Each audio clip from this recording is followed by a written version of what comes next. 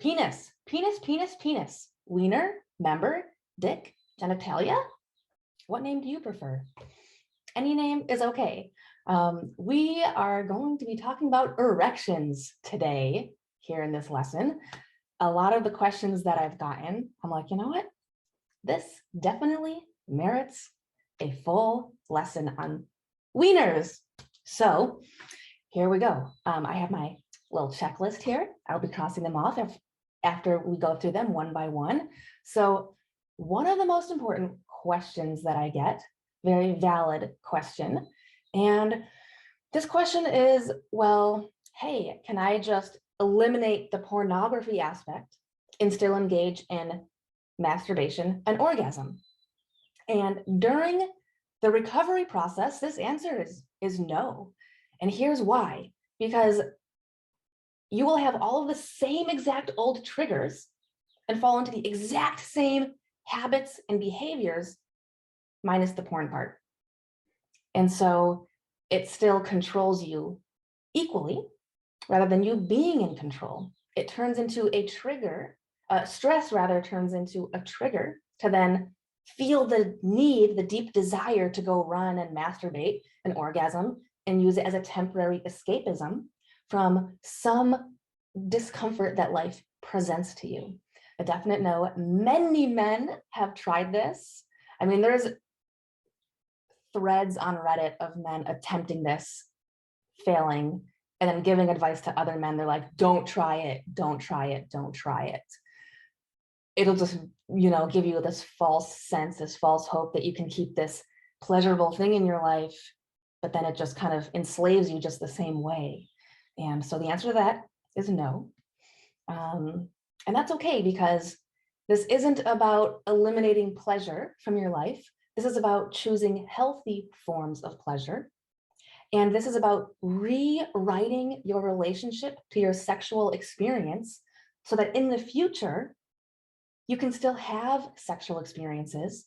You can still receive massive, massive amounts of pleasure from it, but doing it in a healthy way, So I'm going to cross that one off my list.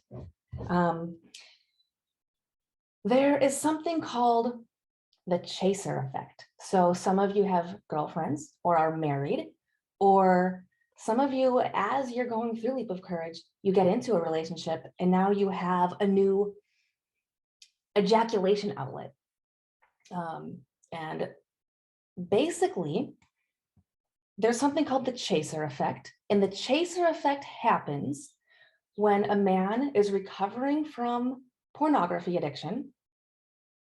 He has safe and loving, good sex with a kind, safe, loving, trusted partner. Maybe it's your wife or your girlfriend, and that's a beautiful thing.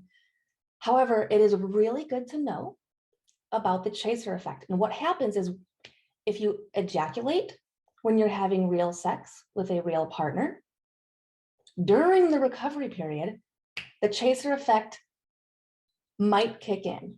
It might kick in. And the chaser effect says, the subconscious mind goes, oh, I know how we normally ejaculate. We normally use pornography. And that feeling I just got from having sex and ejaculating with a real partner, I know how we can make that happen all the time. Remember how we used to do it with pornography? Let's just go and do it that way. And urges to go watch pornography have the potential to skyrocket really high after ejaculating with having sex with a real partner during the recovery period. And so it might last a couple days or a full week. That's called the chaser effect. So this is just something to be aware of. And, I like to encourage safe and healthy sex with a real partner if you have that as an opportunity. But beware that it could turn into a trigger to have way stronger urges to go watch pornography, so that it could actually increase your chance of relapse. However, the tools and strategies that you're learning here in Leap of Courage, you can use those to prevent relapse if you experience the chaser effect. That being said, you can still have amazing sexual experiences with a partner without ejaculation. There can be sensual touch, kind and loving, sexy words, using compassionate words with each other so you feel safe, loved, connected, vulnerable, sexy, all of it together. And you could help, facilitate your partner into an orgasm while you yourself just maybe enjoy all of the other aspects minus orgasm, or sorry, minus ejaculation and minus edging, minus ejaculation and minus edging. And that actually kind of, the reason why I said orgasm and kind of retracted is because men have the full capability of having full body orgasms that do not include ejaculation. Full body, non-ejaculatory male orgasms. It's more akin to what a female orgasm feels like, and men can have multiple orgasms, full body, in a similar way to what women can, and without ejaculation. And afterwards then, instead of feeling depleted of energy, depleted of motivation, it's the opposite. You retain that energy, the neurochemical and hormonal switches that happen after a man ejaculates, that lowers the dopamine, elevates prolactin, makes you want to just like sleep or be lazy or low motivation. That doesn't happen when a male has a non-ejaculatory orgasm. And so that's not something that's taught in my course. And it would be not advised to learn that strategy and that practice and that tactic while in recovery.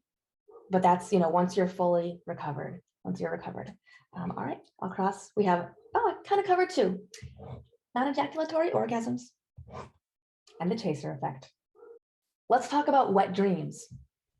And, I know in other parts of the country, or other parts of the world, it's referred to as nightfall. Nightfall, wet dreams, whatever word you put on it, it doesn't matter. And wet dreams, it does not count as a relapse. And, with relapse, each person can define what it means for themselves. If you want it to count as one, you can, because there are some neurochemical and neurohormonal changes that will take place. But I personally don't like to count it as a relapse because you did not make the decision anywhere to take action to go relapse. It happened while you were sleeping without your permission.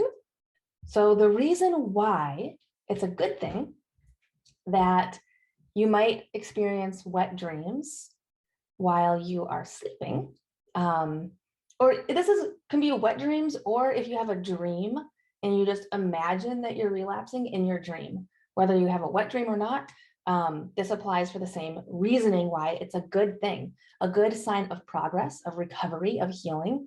Because when you're doing a really good job of avoiding PMO, porn, masturbation, orgasm, during your waking hours, then your subconscious mind tries to be sneaky and it tries to slip it into your life when you're sleeping, when it knows it can get away with it. And it says, well, if he's not going to do it when we're awake, I know how I can slip it in there.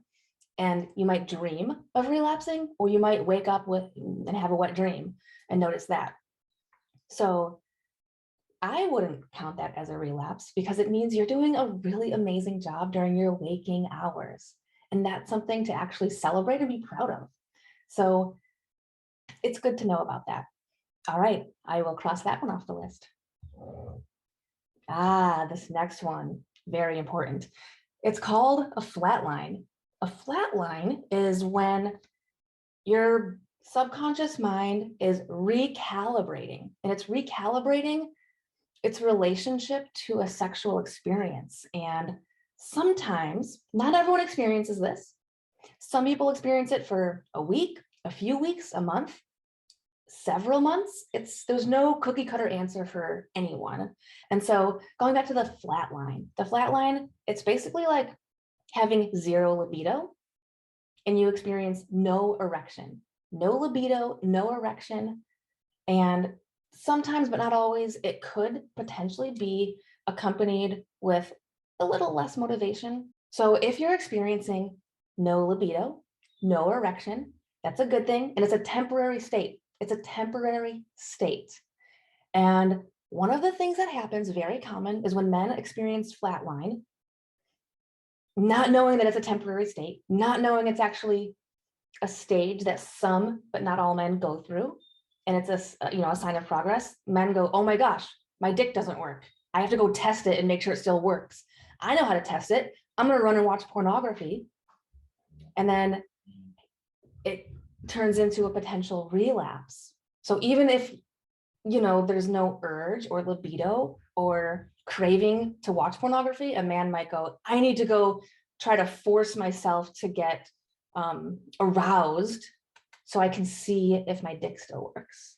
Essentially, that's very common. That happens during the flatline. If you enter the flatline, avoid running to go test it. It's a temporary state. Gabe Deem, he has a video online. His flatline lasted for 9 months. He was in a pretty severe, case. Some guys don't even experience the flatline. And so it's good to know about. Don't be scared of it. It's temporary. If it's temporary as long as it's caused by pornography. A lot of men go and run to the doctor and get a full physical checkup because they get freaked out and the doctor gives them an A+, like everything's healthy and looking good. And most doctors are unaware of flatline and symptoms of pornography, and a lot of doctors even recommend it. Anyway, that's a whole nother can of worms. Okay, flatline. You know about the flatline and what to do if you experience it. Cross that one off the list. Okay, this other one is about random boners.